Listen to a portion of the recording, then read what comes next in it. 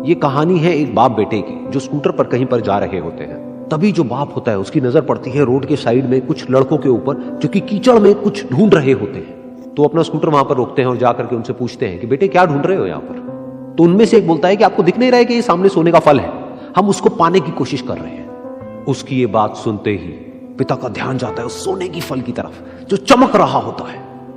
फिर उनके माइंड में कुछ इमेजिनेशंस बनने लग जाती हैं कि काश ये जो फल है ये मेरे बेटे के पास में आ जाए तो ना सिर्फ उसकी बल्कि मेरी भी जिंदगी बदल जाएगी।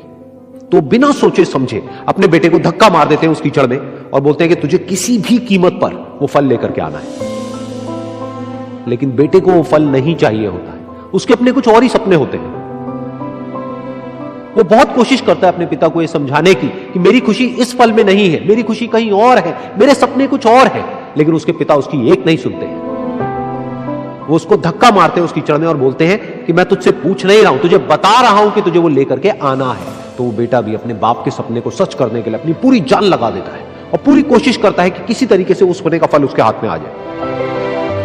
लेकिन जैसे जैसे वो हाथ पैर मारता है उस फल को पकड़ने के लिए, वो और नीचे धंसने लग जाता है और फिर जाकर के उसको समझ आता है कि ये कीचड़ नहीं है, ये दलदल है। वो चीखता है, चिल्लाता है, अपने पिता को आवाज लगाता है, लेकिन उसके पिता उसकी एक नहीं सुनते। बोलते हैं कि बहाने मत बना, और भी लोग हैं वहां पर जो कर रहे हैं, तो जब वो कर सकते हैं तो तू क्यों नहीं कर सकता।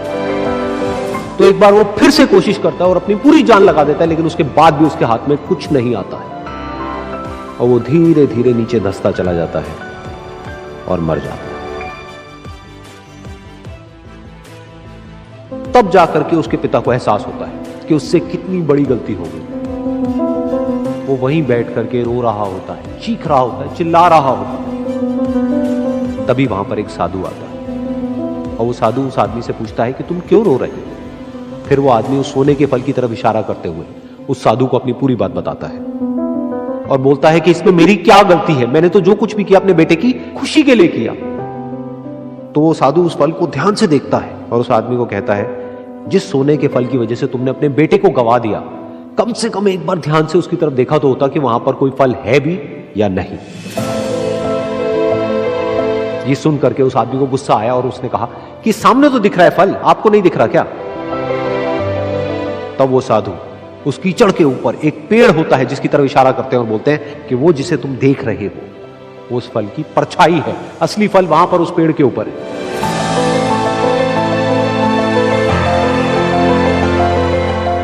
फिर वो साधु उस आदमी को बोला कि अपने बेटे को जबरदस्ती धक्का देने की बजाय और उसको बताने की बजाय कि तेरी खुशी किसमें है, अगर तुमने उससे पूछा होता कि बेटा तू बता तू क्या करना चाहता है और तेरी खुशी किसमें है, तो ना सिर्फ तुम्हारा बेटा जिंदा होता बल्कि हो सकता है कि उसके हाथ में वो असली सोने का फल भी होता।